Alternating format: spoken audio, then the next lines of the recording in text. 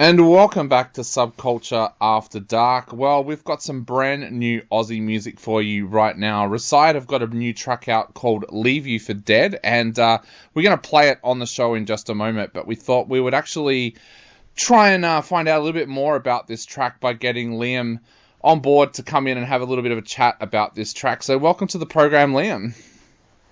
Oh, thank you. Thank you for having me.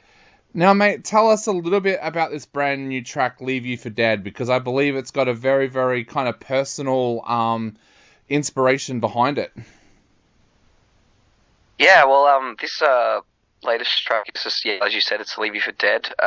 It's been a long time coming, this song. It's sort of our unofficial comeback song. We haven't released a lot of music in the last year due to a lot of different reasons, but yeah, it's our latest track. It's genre dividing, genre bending, whatever you want to call it. It goes in a lot of different directions. Yeah, and it's about a little bit kind of anxious in like a crowded public setting, but feeling that safety with your, significant other or one that you like you can rely on. So tell us a little bit about that. Was it an easy track to write the lyrics for, or was it something that you'd thought about writing about for a while? It started off kind of like a fictional story, really. I had this first verse where I'd sort of set up this scene. Like I said, it sort of felt like a crowded party kind of vibe, and I had this kind of twisted idea of like, what if that party was like full of like, I don't know, some sort of diseased zombie kind of apocalypse scenario where everyone kind of turned on you, or like with sort of, I guess, metaphorically feeding off of you. And yeah, I had just sort of this first part, and then I'd taken it to the band and we'd kind of expanded on it, and we wanted to see what we could do and what we could say, exploring that idea. Is that how a lot of your track ideas come to you? Like, do you get an idea like that like some artists might turn into a short film or others might turn into a short story and you turn it into lyrics? Is that something that happens to you a lot? I think as a collective, we have sort of this weird film cinematic brain. We like to think of things like movies in a lot of ways. We're telling stories. So this is sort of the first time in which it was, or the first time in a while where it's been a collective group effort with like telling a story. But yeah, it definitely usually starts from an idea that I have, and then we present it to the rest of the guys, and yeah, take it from there. Having that kind of cinematic feel, does that often make it easy if you want to put together a video clip as well? I think so. I think it makes it a lot easier. We've tried doing more esoteric things in the past and making clips for them. It definitely creates a different result because of it, but I think you can have a bit more of a directive narrative if you've got that story in mind just from the start. I think you can have like a very cohesive vision that way. Now, you mentioned before, like, this is a kind of comeback track as well for the band. Why was now the right time for that kind of comeback? Was it something that you'd talked about for a while, or how did that spark off again? I think we wanted to take a bit of a year off just to regroup. I just rejoined an old band that Wind Waker, and that's sort of been a full-time gig for me since rejoining, and it's meant that the dynamic of the band's shifted a little bit, and it's meant that we've had to all take a bit more ownership and equal contributions to the songwriting.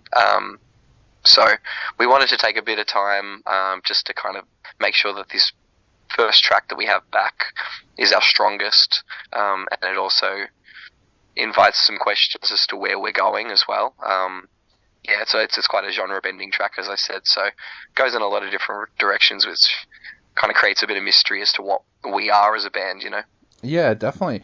Now, a lot of young musicians out there are probably wondering, how do you juggle being in two bands? Like you said, Wind Waker is a big deal for you. Like, it's huge, yeah. And then you've got Reside as well.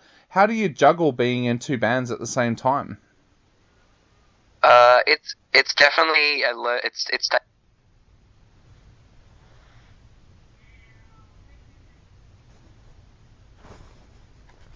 and I'm just sort of having to deal with it as it comes. But it's really tough. It's really tough in the developmental stage, which is why I'd left Wind Waker a couple years ago to focus on Reside.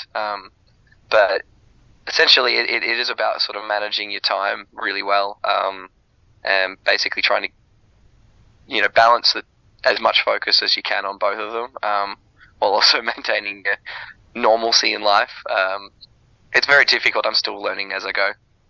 You mentioned earlier as well about this being kind of a genre-bending track. Was that something that you guys all talked about, or did that just kind of happen organically as you were working on the track? I would say definitely more organically. I think we've got an eclectic music taste. Even me as an individual has an eclectic music taste, and I think that's kind of what plays into our favor a little bit. It's what we like to focus on with our music, is taking you to different places and not just staying in the one spot.